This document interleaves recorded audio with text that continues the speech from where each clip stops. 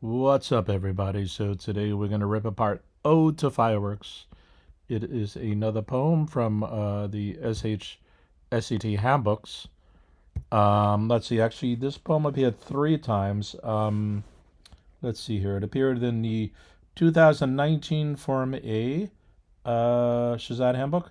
It appeared in the 2020 Form A SHSAT handbook, and it appeared in the 2022 Form A. So we have Form A from 2019, Form A from 2020, and Form A from 2022. So we probably won't see this in the handbook again. They usually appear at most three times. But this is what we're going to be ripping apart. Give me 1 second to make sure this is recording.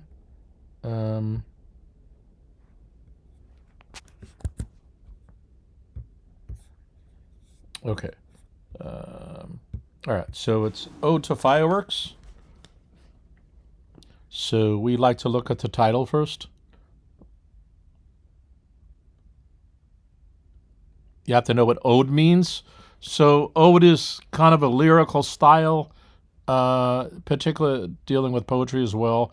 But the word ode itself kind of means a testament, a tribute, a celebration of fireworks, ode to fireworks. So something's kind of being heeded to here, HEED. So we have to figure that out. Sometimes the title's helpful, and sometimes it's not as helpful, and sometimes it's not helpful at all. All right. So let's see what we have going on here. In autumn, my mother drove us to the edge of the field, where the fair was set up year after year. So this author is going to use this technique a few times. I think this happens about three times where the author presents something with a colon. So the carousel, the bumper car, the long low sheds filled with prize-winning animals. Okay, so that's one sentence there. So basically, my mother drove us to the edge of the field where the fair was set up. And the colon kind of means, and this is kind of what we saw. All right, the carousel and the amusement rides and stuff like that. So we, and the author's going to define who we is, my sister, my cousin, and I, were ready for bed, already in our pajamas. So it seems to me that they drove up to the fair. It's probably the nighttime, especially relating to fireworks, because fireworks normally occurs during the night to get a better show, if you will, usually not during the daytime. And these kids were already in the pajamas, so the implication is that they were not at the fair. They probably came from home to see the end of whatever happens every day, or at the end of, sometimes there's a state fair that runs 3 or 4 days or a week, and they're going to do that. This was a treat we waited for all year. So this seems like kind of a finale at the end of a summer, where the state fair or whatever comes to this area once a year, and it's a kind of a little treat, kind of the equivalent to the Macy's 4th of July fireworks. There's a lot of fireworks events that happen on Long Island and every community as well. So Coney Island has fireworks through the summer, so it's the same kind of thing that's going on here. We waited in the darkness for the first low, dull thwumps. So the author is italicizing part of that. And there's a little bit of onomatopoeia going on here, which means thwump, right? The sound itself is what would be happening as the fireworks were taking off, exploding, and then scattering or whatever, right? But it's more the thrusting of it, not, because normally when it scatters, it kind of has a sizzling kind of a sound to it, like somebody beating an old filthy rug there. So the author's using a literary device there to do a comparison. So if you can imagine a rug hanging on a clothesline or something, and somebody whacking it with a stick to get rid of the dust and so on. So that thump, a nice, dull, again, the word dull is a tiny, kind of innocuous, harmless word, but at the same time, it's communicating what we're hearing, and it's almost like we're in the field with these people, at least listening to the fireworks. That seems to be the implication, that the thump is the fireworks, okay? It doesn't literally say it. And then we count to the seconds between the lightning and thunder, as we also used to do, until the sky lit up. So some students get confused here. Many of you may know that if you're actually in a storm, there's a time between, because the speed of sound is different than the speed of light. You can count the number of seconds between the flash and the noise of thunder from a cloud, and figure out how far away it is. I think if the time difference is 1 second, it's a mile away, or something like that. Okay, so the person, the author, is comparing that kind of thing here. Where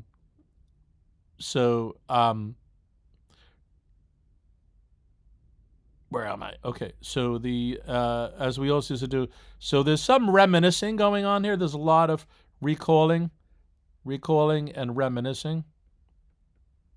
Okay, maybe this is nostalgic. I don't know. I read the word nostalgia there. Okay, so that occurred until the sky lit up. Again, that colon there you see again. So the author is stating something and then kind of presenting a list of what's going on. So we're supposed to interpret out of that red, blue, green, gold, which is the fireworks exploding up above, okay?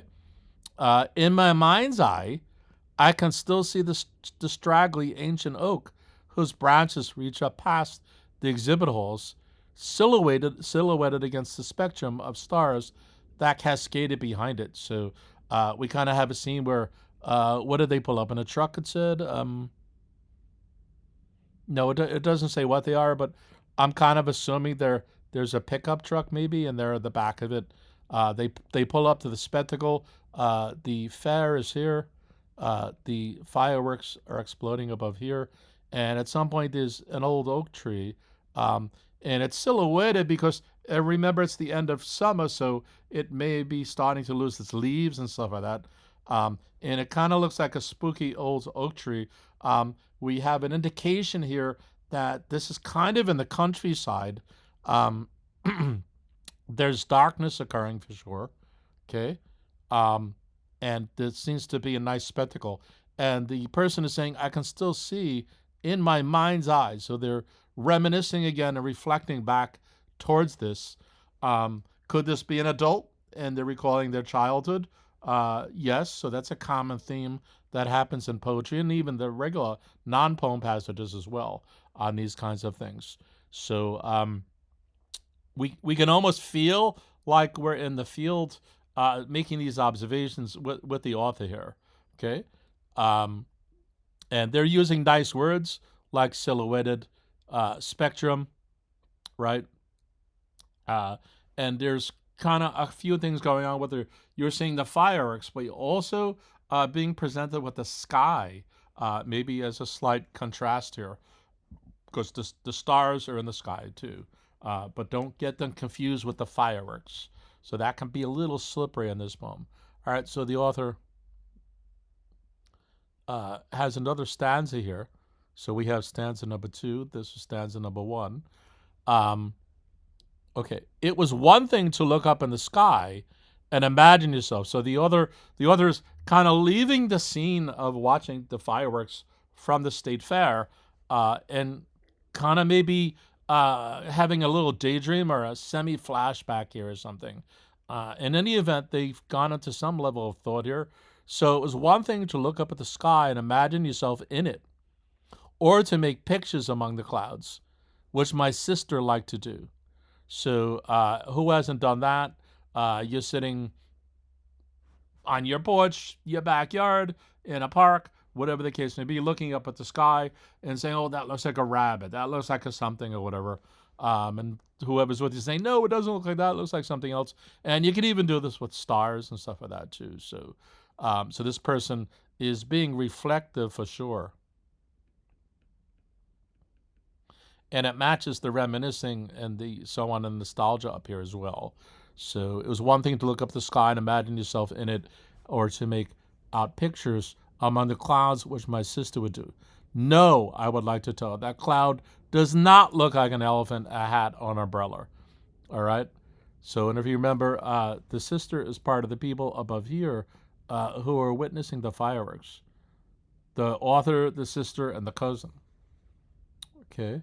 But it was another to see the sky at night written upon with those jewels. So there's a little metaphoric stuff going on here. Okay. We have to decide, is this talking about the stars or the fireworks? Okay. The fact that it says written upon gives an indication that they're probably talking about the fireworks, because the stars, they can kind of flash once in a while, but they're a little more static, where the fireworks are going to be volatile and like I mentioned before, might be even making sizzling sounds and glittery kind of things like a sparkler and stuff, depending on the kind of fireworks it is. So, and then the author uses another technique here. The author is going to use a parenthesis here, almost like a sidebar comment. And if you notice inside there, the author uses that colon again. We lived in the country. Night was night.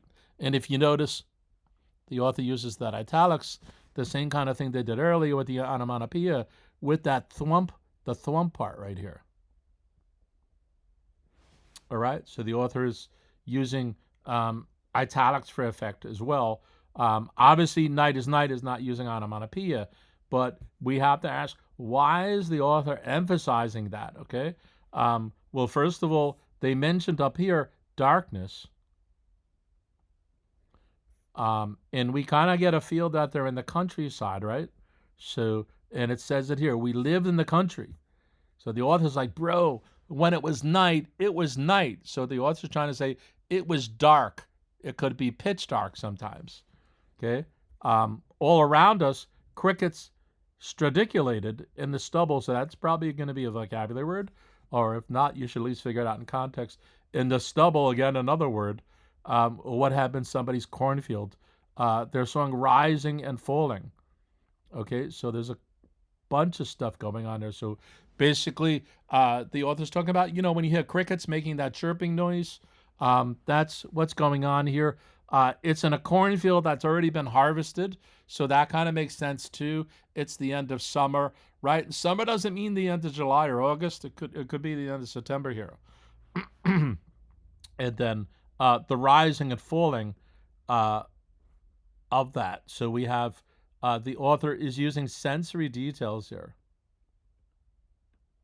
and being vivid, right? Because earlier we had the onomatopoeia, but even the emphasis dark was dark, right? And now the author is using this kind of thing where, again, we can almost feel like we're in the field listening to the crickets here. And then sensorily, again, you could smell winter on the air's edge. So again, it's probably a nice brisk night. Again, the end of September, perhaps. Again, the end of summer as well, right? So now there is another paragraph here. So what we have so far is the author literally having describing to us the vividness of seeing the fireworks, and we can connect it back now to the title, that this is definitely a testimony, an ode, a celebration of the fireworks, okay? And then it's getting into what it means to kind of live in the countryside here on this kind of stanza here, okay? And then we have the final stanza, which the author is now going to talk about the city. So if you will, there's a turning point, or at least a movement, right? A turning point doesn't have to be like this climactic, dramatic thing. It could just be a shifting of gears, if you will. Okay?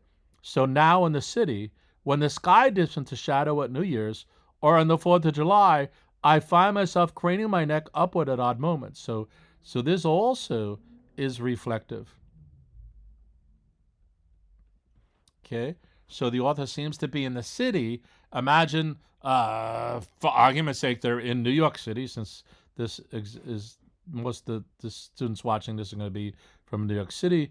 So it says, now in the city, when the sky dips into shadow. So it's talking about it being dark. It's night. They're talking about the nighttime, right? So the author's being poetic there on these kind of things. I find myself craning my neck up at odd moments. So it's almost like the author is Is is the author literally looking up to see, say, the New Year's Eve fireworks or the 4th of July fireworks? Or is the author just doing this in their mind? Is this metaphorical, right? We're not quite sure here particularly. Um, and then the author seems to now going to add a compare and a contrast here even further. The city sky is always lit up, right? So this is in difference to before, where in the country, dark is dark. Remember the author said that? And then the author actually gave an example where, like, you could see the silhouette of an old oak tree, right? That kind of a thing. So there is definitely this comparison happening going on between the two of them.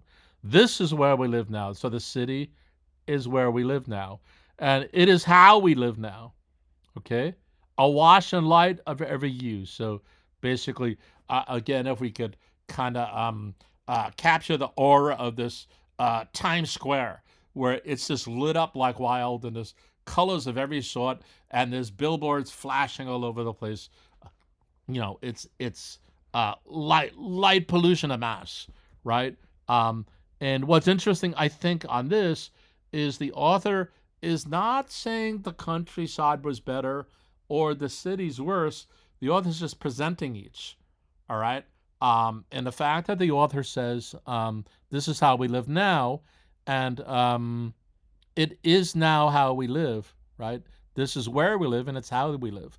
The author seems to be not only accepting living in the city, but appreciative of it, okay? But there is a comparison, and the author is not saying the darkness of the country was better and that the lightness of, say, Times Square is worse, right? The author is just presenting it. There's no particular negativity between the two things being compared, okay? And then the author continues, and it's this line here that's probably one of the hardest of the passage. So the author says, everything is in constant celebration. Everything in the city. Imagine, again, if we use New York as our representational example, it's the Big Apple is called the city that never sleeps, that kind of a thing, where New York never closes. It's just the hustle and bustle that just never stops. Okay, so I think this author is capturing that essence in here too. Everything, no matter what it is, in constant celebration. If we tie it back to Ode to Fireworks, where Ode has an implication of a celebratory celebration aspect, where the fireworks was the end of summer and special to the author. It's almost like the author could be saying everything in the city is special. Where it kind of gets weirdish is that the author says picking up washing at the cleaners or stopping by the market to get a loaf of heavy bread. The author seems to be implying even that is something to be in celebration about. And I guess there's a lot to say about that. Where if the city never sleeps, we have also things so much readily available to us, at the snap of a finger kind of a thing. So, whereas if you live in the countryside, you don't have a deli next to a deli across the street from a deli, right? That kind of a thing. So,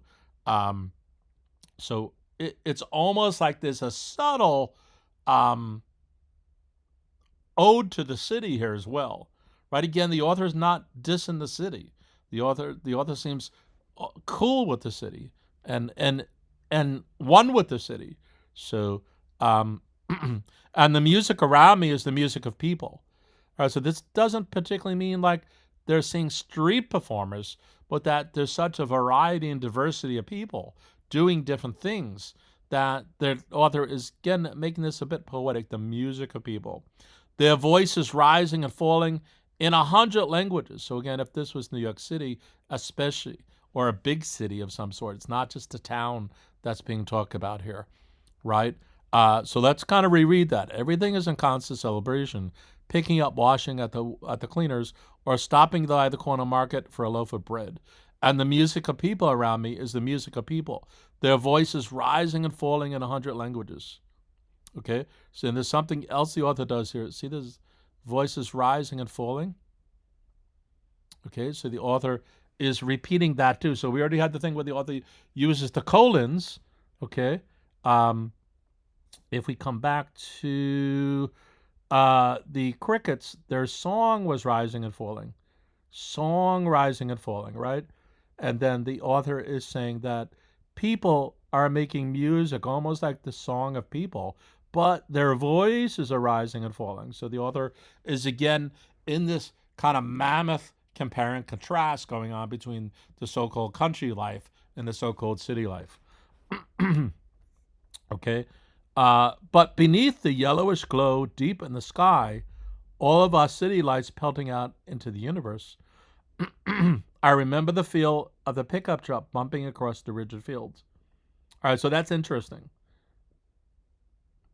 So the author is saying, despite being in the city with this beacon of light going into perpetuity through the universe, right? And just this so-called glow, right? This universal glow from Earth of electricity and lights and stuff. The author's still saying, I can remember that, and again, that's probably where I got the notion that was a pickup truck, because I obviously read this before. Bumping across the rigid fields as I kept waiting for those childhood bursts, watching as they escorted us home. Okay, so the author is in the city, even referring to New Year's Eve, 4th of July, but the author even moves away from these so-called holiday experiences to kind of just everyday city life.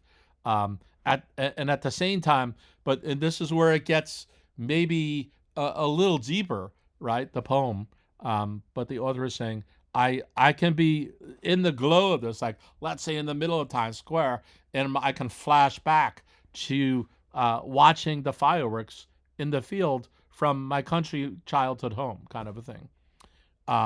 There's a little part of it I don't kind of understand, which is watching as they escorted us home.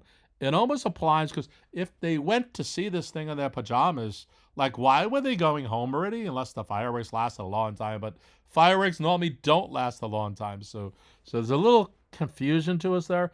That said, I kind of like the idea of this, that it is again kind of romantic and poetic. That we can see that the fireworks escorted them home. That was what the countryside offered to them. Okay, and again, this is the end of it, so we're comfortable that the author is presenting this to us. Again, if we go back to the title, "Ode to Fireworks," it's definitely a tribute, and the author does a story arc here. The author comes back to the fireworks at the very end, even though so the first stanza was really about literally the fireworks. The second was more about the country itself. The third was the city, but then the author arcs back to like, oh, but I need to leave that. So it's hitting home again that there's definitely nostalgic feelings here, and that there is a lot of compare and contrast going on between the darkness of the countryside and the amazing, perpetual light beaming from the city kind of experience. Okay, and I don't think there's any way to avoid that the author is feeling nostalgic while at the same time they seem to be content with the city, right? They're not like "let me get out of here" kind of a thing. All right, and the fact again that the author includes this language here. This is where we live now, and it is now how we live, right? So the author is not saying city life is bad. It's just this is our life now. And why can't I think back and have a positive, nostalgic childhood memory kind of a thing? Okay. Yeah, and I guess there's a little part of this that's comparing childhood experience to adult experience. It's not about, world affairs. It's simplifying this just to kind of the joy of life experiences kind of a thing. All right. Okay. So I'm going to end this and come back in 1 second, and then we'll answer the questions. So we just want to make sure the video remains intact. Okay. Let me get the questions on the other page. Okay, there we go.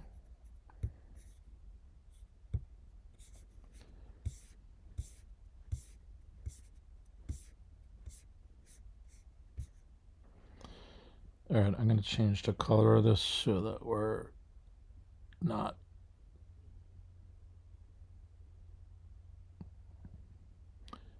Let's go with blue so we can get the questions answered back and forth. Let me make sure this is recording properly. Let's see. Okay, yeah, there we go. Wait, is it printing anything? There it goes. Hold on. Okay. The comparison in 8 through 9. So we have 5, 6, 7, 8 through 9 right here. The comparison in line 8 to 9 of the poem is used to convey what? Okay, so there's we waited in the darkness for the first low thwomp, like someone beating an old filthy rug hung on the wash line. Okay, so the comparison is between the beating of the rug versus the thumps that they're hearing. Okay, so the muffled pounding of the explosions in the distance. Yeah, that's exactly what's going on. So we can even circle that, but let's make sure. The way lightning streaks through the clouds will. No, first of all, that's from line 10 there, but this has this. So just to be clear, I mentioned when we were reading those lines that it's not actually about a storm; it's about the fireworks. So it's definitely not B. Okay. C, the echoes of thunder on an autumn night. So again, that parallel is being used, but it's not actually what's being discussed here. This is about what's happening with the fireworks, not actually with an actual storm. So the author is using a comparison, but it's conveying the fireworks. Okay, so it's not C either. And then the glow of sparks falling from the sky. So first of all, when the sparks fall, it's almost it's a sparkly kind of noise. So it's not this at all, and that's not a boom, right? The glow of the sparks don't make a boom. They make a tapping noise or whatever, right? So it's not D there as well. So process of elimination, we got rid B, C, D, and from the get go, it's the muffled pounding of the explosion of the fireworks. Okay, that's what they're talking about.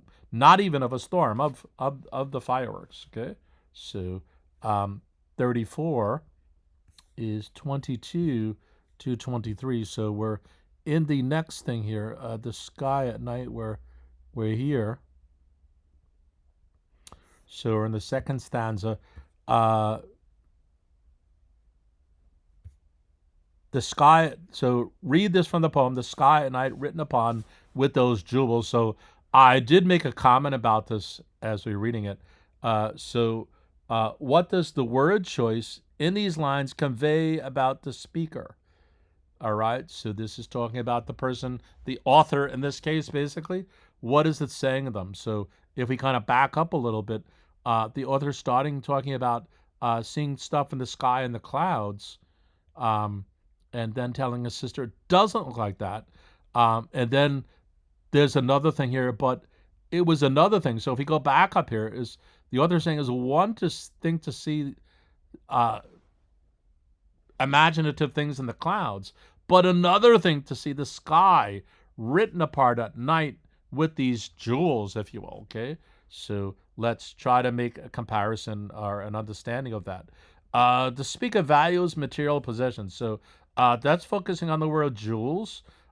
This is more metaphorical. So this is not about the speaker possessing or wanting jewelry or anything like that. So we could probably safely rule out E.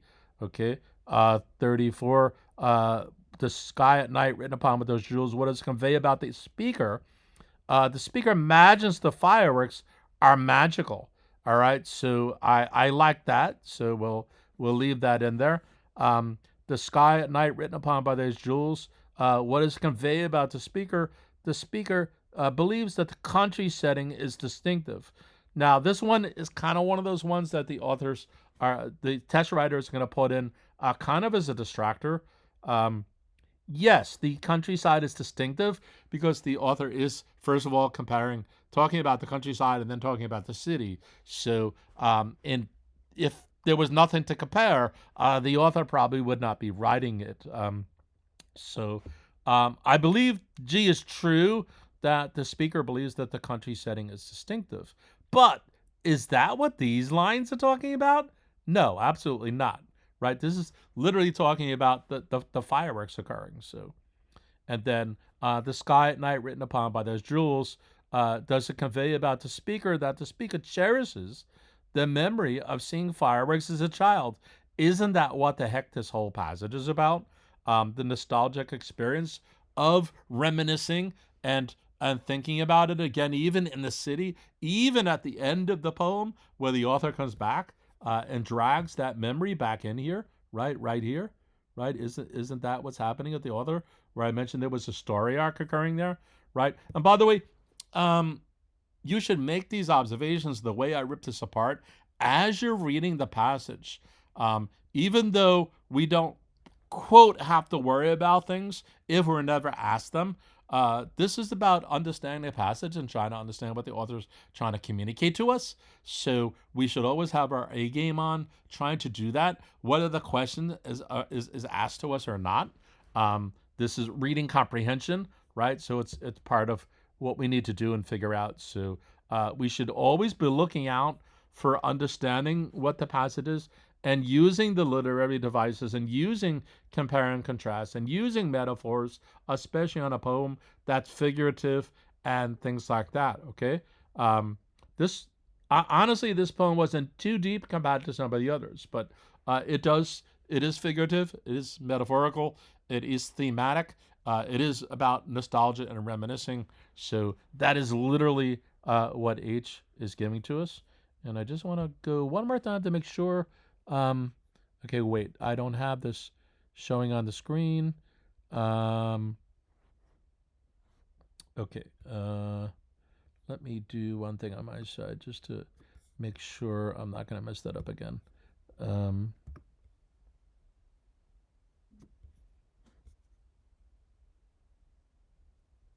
Okay, so that should fit there.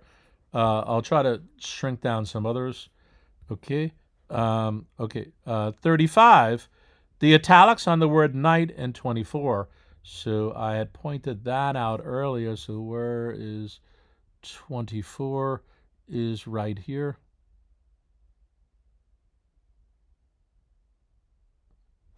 Okay. So the italics on the word night in line 24 is most likely intended to emphasize. So I talked about this. So this one, I could almost know without even seeing the answers what the answer is going to be.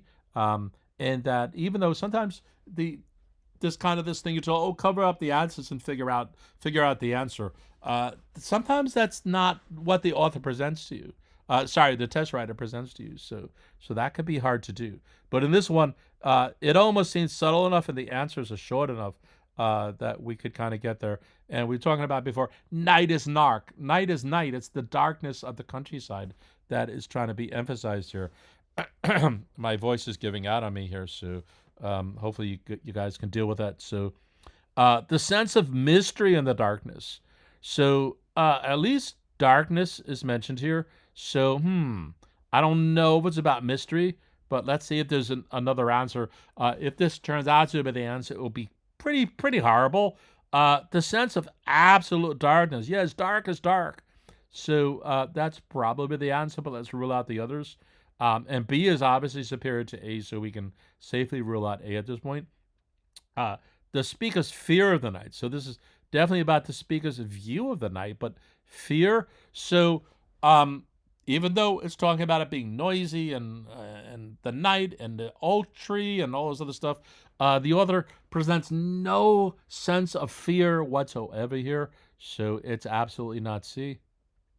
And the speaker's certain about that night, right? So the speaker's certainty about that night. So, yeah, there's an aspect of that where sometimes you can remember things based on a photograph or something and not really about exactly what happened, but I don't think this is where this is going to here. This is not about the author properly remembering what happened or not here. I think it deals again with the running theme of the contrast of the night in the countryside and the glowing perpetual illumination of the city. So D is exactly not the answer, okay? So we're left with B there. Okay. Let me just make sure that's on the screen right. Yeah, it is. Okay. This one can fit. All right, so let's go to there. What is the purpose of the repeated words rising and falling in 26 and 37? So I pointed that out. That's this here, rising and falling, of the crickets. And then this one here, the rising and falling of the people speaking.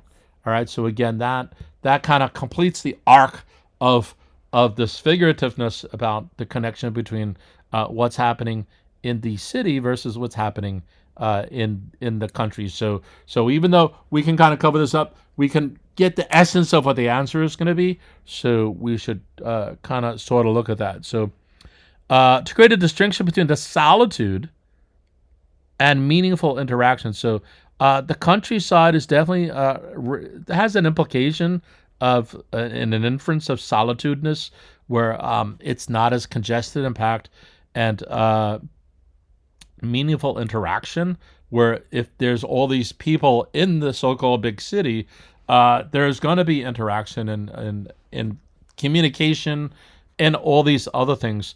The question is that what the author is use these words for? I'm not too sure, but let's leave it in. Okay, F, to demonstrate a connection between the speaker's past and the present. So there's a compare and a contrast there. So I like that.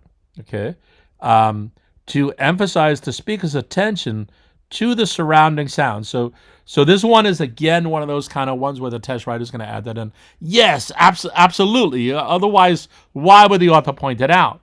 But the point is, what is the purpose of having added the rising and falling for the crickets and the rising and falling for the people? It wasn't just to notify us that the speaker was being attentive, right? So it's helpful that the author was aware of their surroundings and so on, but that is not the purpose of including that. It was to do the compare and the contrast. So that it's definitely not G. Okay, and then H, to compare the fireworks to common sights and sounds. Yeah, I think the fireworks was definitely used for that. So there was definitely a comparison of the sights and sounds of the fireworks between the sparkling and the jewel part and the thwomping part and the escorting them home kind of part, the burst escorting them home. But it says, what is the purpose of the rising and falling part? That part has nothing to do with the H part of it. All right. So even though H is true, it doesn't deal with the question, right? So you have to remember that when we're processing these under the auspices of reading comprehension, that there are 3 levels of reading comprehension you have to kind of maintain and establish and stay under the auspices of. The first is the reading comprehension of the passage. You have to read it, understand it, and make sense of it, right? And critically analyze and all these kind of things like that. There's the reading comprehension of the question, okay? And there's the reading comprehension of the choice. So in this case, you may have understood the passage, you may have understood the choice, but you got to understand the question, right? So that's why we can safely rule out H. Okay. I had put a little question mark for E. So again, to create a distinction between the solitude and meaningful interaction. This gets weaker and weaker the longer you look at it, because is that the purpose of the rising and falling? Not really. And if we kind of back off this a little more, even still, the essence, the main idea of the paragraph was this nostalgic comparison going on. So E doesn't really reflect that either. So even though it was distinctly about line 26 and 37, it kind of violates the essence of the passage if it would lean on that. And it doesn't mean there can't be many thoughts and specific evidence that we're going to be asked for at times, but that's not where this is leaning, especially in light of F. Okay, so 36 would be F, which is to demonstrate a connection between compare and contrast, right? Compare and contrast the speaker's past and present. That's literally the comparison. So the country is the childhood, the past, and the city is the present, the adulthood now. Okay, that kind of a thing. All right. Okay. 37. I'm not sure if this is the last question of this passages. Let's see. Does that fit? Yes, that fits. So this is the one I said I thought was like the kind of hardest part of the poem. Everything is in constant celebration. So let's find that. That is right here. I'll just underline constant celebration. For me personally, that was kind of the toughest aspect of this poem. Let's see what they ask us though, because it may turn out to be kind of a no-brainer question. Okay. What does the impact that everything is conservation have in the poem? It reveals that the speaker finds the city more pleasurable than the country. All right. So does the person do that? No. I mentioned before the author was not dissing the city. At the same time, I didn't mention it, but the author's not dissing the countryside either. And I think I mentioned the author appreciates the childhood experience and the adult experience. And in fact, they're enjoying the fact that they can reflect on both of them, right? No matter where they are. So I don't think it reveals that. And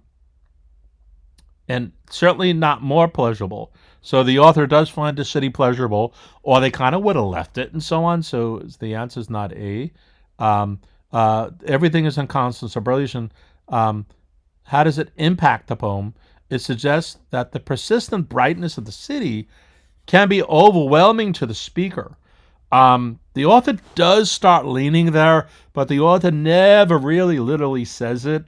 And because the author is not quite dissing the light and the brightness, the author's describing it poetically again. So I think the author can appreciate that kind of a thing.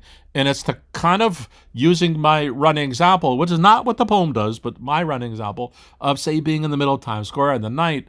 That's one of the reasons millions of people come to New York and stand there and go, ooh, that kind of a thing. So although I don't think the author is going the full mile and, oohing and ahhing about it, I think that's still there. So I don't think the author's overwhelmed. In fact, the author is saying, the city is what it is, this is where we live now, and it's how we live now. And the author's not complaining. So I don't think it's overwhelming, so we can probably safely get rid of B. Okay. And C, it implies, so what is the phrase, everything is contemplation? How does that impact the poem? It implies, and if you notice, I reread the question every time I do every choice, people. That's important to do. Again, tying back to what I just said before, it's the reading comprehension of the past. It's the reading comprehension of the question. It's the reading comprehension of the choice. You don't want to get lost in what you're being asked. And each time you come to a choice, you kind of want to refocus. That way you don't get confused either. It implies that what is normal in the city was unusual in the country. So there's a comparative contrast going on. So absolutely that's true. We'll come back to it and see if it actually answers the question. And then what impact does the phrase everything is contemplation have in the poem? It emphasizes the hectic pace of daily life in the city. So I think the author is talking about that hecticness, but again, not in a negative light. So, and again, if everything is in constant celebration, right? If Ode to Fires was let's celebrate the firework experience, the author is, when we get back to compare and contrast, that's something the author might be saying, at least metaphorically, is the same. There's joy in the city to be found, right? That kind of a thing.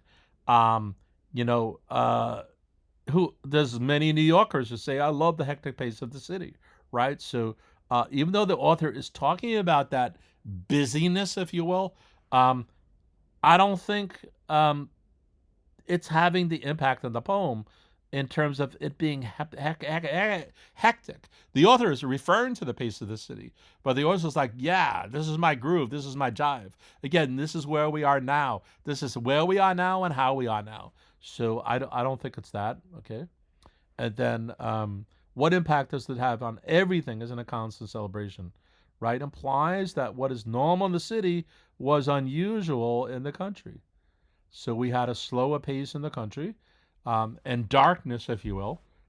And now we have this lit up beacon of busyness in where we can compare the crickets chirping. We can now just get the blending myriad of voices and sounds of the city life. So that would definitely give us 37. Okay. I'm not sure if this is the end of this. Let's see. No, it's not. 41 through 42. So that is the last two lines.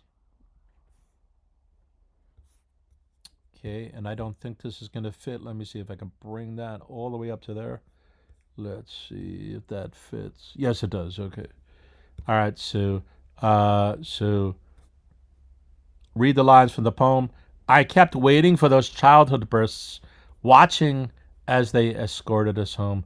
All right, so that's preceded by, I remember the feel of the pickup truck bumping across the rigid field as I kept waiting for those. So we want to make sure we're capturing the full essence of what was being said. And it was, even if we go back to all the way to the butt here, right? The author's talking about the city life. Beneath the glow of the city, this perpetual light shining out, right, through the universe, I can still remember the pickup truck experience, which is the ode to the fireworks. Okay, so literally that's what we're getting there. So how does this memory affect the speakers? So these are queasy questions. Again, I feel like we can cover up the answer and guess it. At the same time, the test writers don't always make it easy for us. So let's see. So we have how does the speaker do that? So the speaker believes it is impossible to ever return to a pace in the past. What? Okay, so no, the author never says this. The author never implies it. I don't think we can infer it. This is nostalgic, and I don't think it's about crying over the nostalgia kind of a thing. So E seems to go out the window. I kept waiting for those childhood bursts, watching as they escorted us home. So again, the author is daydreaming, having a flashback kind of a thing. How does this memory affect the speaker? The speaker's feeling good, right? So the speaker is still amused by the impatience felt during the fireworks displays. No, at that point, the impatience is gone. The poem does start out by saying,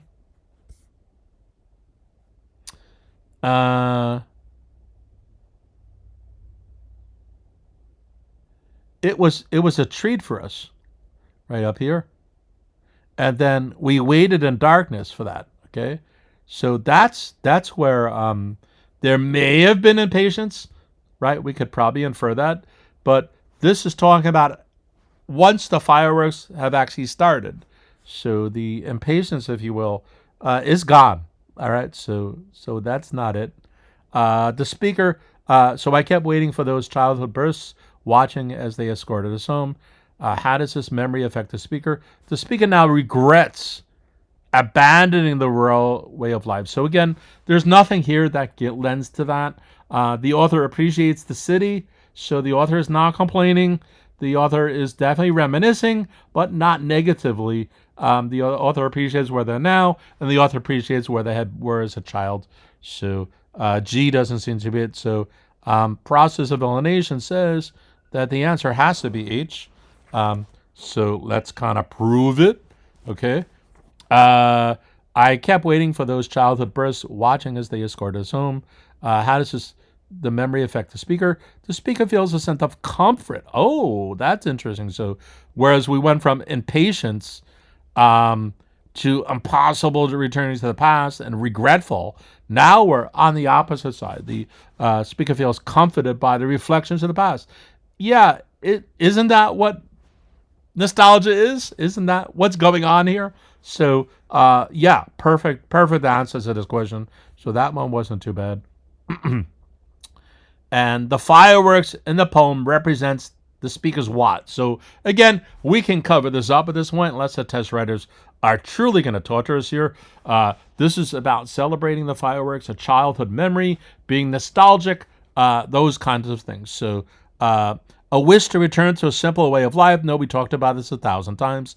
The author is not yearning to go back to the childhood ness, or at least the country experience. The author is fine living in the city, so it's not a bittersweet feelings about leaving the past behind. So that is interesting. Sorry, I just burped.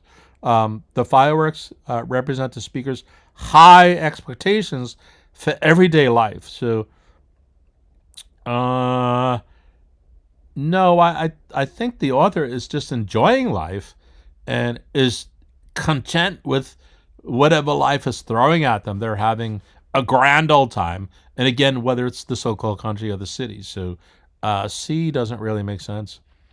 And reflections on past interactions with relatives. So the only time relatives are mentioned is the mother and the cousin and the sister going to the fireworks, and then the sister referring to there. But it's talking about the fireworks. So that is not has anything to do with that. So so bittersweet is, or could be, nostalgic. I think the test writers may have went a little overboard with that word, but certainly the author is being reflective, and part of nostalgia is bittersweetness. You get around with family or friends or classmates, and like, remember when we were in kindergarten and yada yada. So and you kind of gets heartfelt and touches your heart. So from that perspective, it's bittersweet, and therefore that's the answer. So I think that's the last question. Yeah, it is. Okay. All right. So we did kind of an analysis of this one.